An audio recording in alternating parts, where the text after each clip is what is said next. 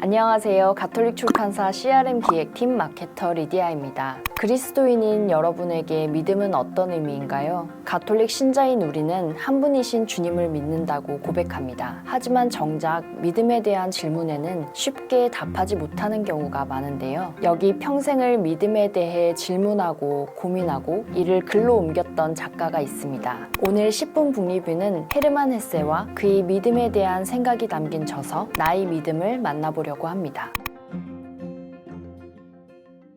헤르만 헤세는 그의 대표작 데미안, 시타르타 등으로 잘 알려져 있습니다. 하지만 정작 그의 삶에 대해서는 모르는 경우가 많은데요. 헤세의 인생을 살펴보면 그의 삶이 그의 작품과 많이 닮아 있다는 것을 발견할 수 있습니다. 그만큼 헤세는 한평생 자신의 내면을 탐구했고 그 과정을 작품에 녹여낸 작가였습니다. 헤르만 헤세는 1877년 선교사 아버지와 독실한 신자인 어머니 사이에서 장남으로 태어났습니다. 집안의 전통에 따라 신학교에 입학했지만 자유로운 영혼의 시인을 꿈꾸던 헤세는 엄격한 통제와 규율로 운영되는 신학교 생활이 맞지 않았습니다. 그래서 신학교를 뛰쳐나와 서점 직원, 시계 부품 공장 견습공으로 일하며 방황의 시기를 보냈고 결국 다시 돌아와 글을 쓰게 되며 삶의 안정을 되찾고 문학적으로도 인정받게 됩니다. 이후 헤세는 1904년 장편소설 페터 카멘친트를 통해 유명세를 떨치고 문학적인 지위를 확고히 하고 같은 해 9살 연상인 마리아 베르누이와 결혼을 합니다. 1906년에는 자신의 유년 시절을 녹여낸 자전적 소설 수레바퀴 아래서를 발표합니다. 이후 제1차 세계대전을 겪으며 헤세는 전쟁의 참혹함을 뼈저리게 느꼈고 이에 반대하면서 조국의 배신자라는 비난을 받게 됩니다. 또한 출판 금지 조치도 내려졌죠. 이러한 국가적 비난은 헤세에게 견디기 힘든 것이었는데 심지어 아버지가 돌아가시고 아내와 아들이 병을 앓게 되면서 그는 완전히 무너지게 됩니다. 결국 의학 심리학의 대가인 칼 구스타프 융의 제자 랑 박사에게 정신치료를 받게 되는데 이를 통해 정신적인 위기에서 벗어남은 물론 작품을 창작하는 데 대한 영감 또한 얻게 됩니다. 다시금 작품 활동에 매진한 헤세는 1919년에 자기 인식 과정을 고찰한 데미안을 발표하고 인도 여행의 체험을 바탕으로 시타르타를 1922년에 발표했으며 1946년에는 유리알 유이를 발표해 노벨 문학상과 게테상을 동시에 수상합니다. 인도에서 선교 생활을 했던 외조부의 영향을 받아 인도의 종교와 사상에 관심을 가지기도 했고 불교 연구의 권위자였던 외삼촌의 영향을 받기도 했습니다. 이런 환경에서 자라며 헤세는 항상 믿음에 대해 고찰했는데요. 자신의 원천을 그리스도교라고 여기며 내 이웃을 내 자신처럼 사랑하라는 성경 말씀은 그에게 반드시 지켜야 할 계명이었습니다. 헤세는 한때 심각한 우울증에 시달렸고 전쟁을 경험했고 인간의 밑바닥을 보았지만 그럼에도 인간이 지닌 가능성을 믿었습니다. 인간은 잔인하고 전쟁을 일으키지만 한편으로는 예수와 부처라는 훌륭한 인물이 탄생하기도 했다는 점을 들으며 인간에게도 평화를 추구하고 아름다움을 꽃피울 희망이 있다고 믿었습니다. 이러한 헤세의 믿음은 시대를 뛰어넘어 지금까지도 많은 사람들에게 영향을 미치고 있습니다. 헤세의 작품은 전 세계의 위기가 닥쳐온 순간에 크나큰 효과를 불러일으켰다. 제1차 세계대전이 끝난 후에도, 경제 대공황 때도, 제2차 세계대전이 끝난 1945년 이후에도 혼란스러운 젊은이들은 앞으로 나아가야 할 방향을 찾을 때마다 도움을 받았다. 오늘날까지도 헤세의 작품이 전 세계에 영향을 미치는 것은 우연이 아니다.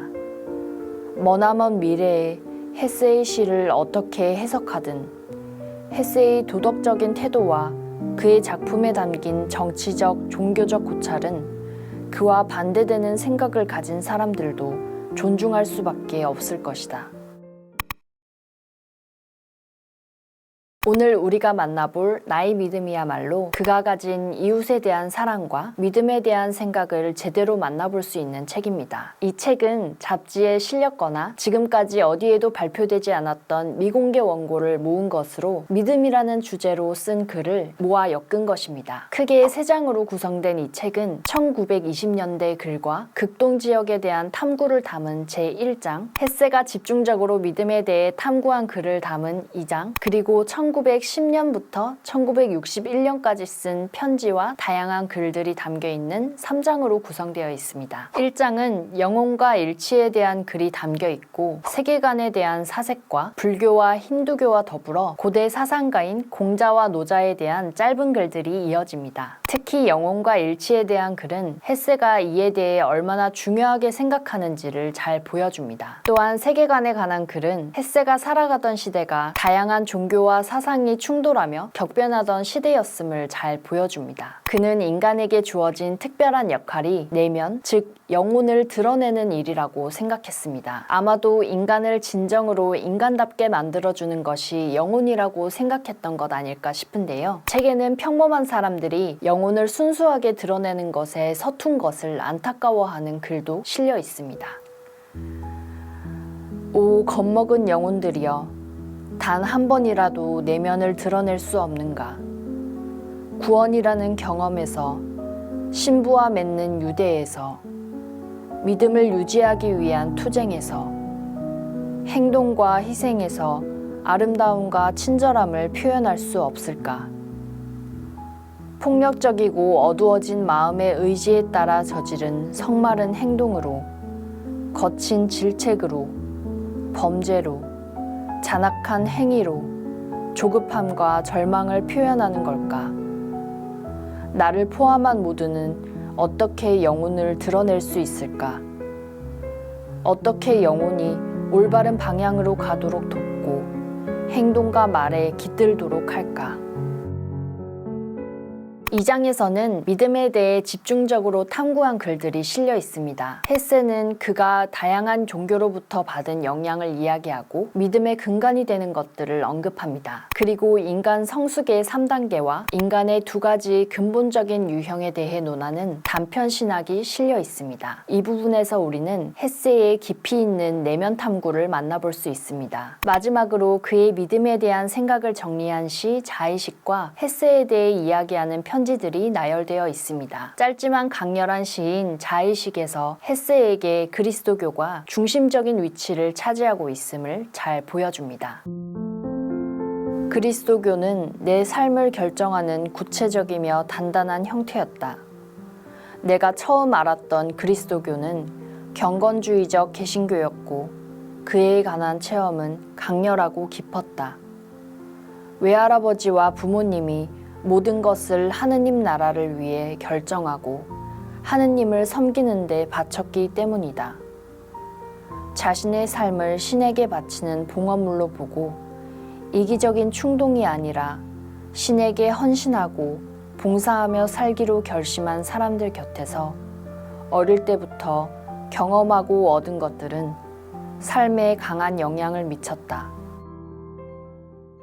마지막 장은 햇세가 지인과 독자들과 활발히 소통하는 작가였음을 보여주는 편지와 산문들이 이어집니다. 이 장에서 우리는 헤르만 햇세의 작가로서의 진면목을 만나볼 수 있습니다. 산문 신비로운 것들에서는 삶과 죽음, 예술 등 다양한 개념에 대한 햇세의 고민을 엿볼 수 있습니다.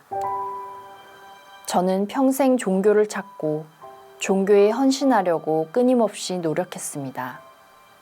물론 새로운 종교나 새로운 표현, 그리고 그것들과 연결될 가능성을 찾을 수 있다고는 감히 생각하지 않습니다.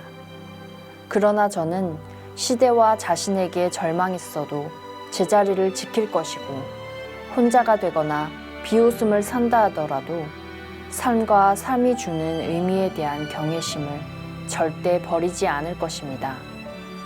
그렇게 하면 세상이 혹은 삶이 더 나아지리라는 어떤 희망을 가졌기 때문은 아닙니다. 제가 신을 경외하기에 신에게 헌신하지 않고서는 살아갈 수 없는 인간이기에 그렇습니다.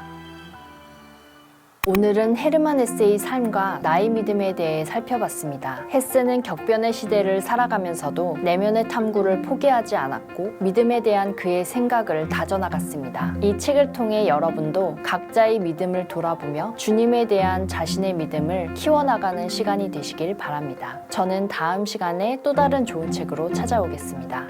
감사합니다.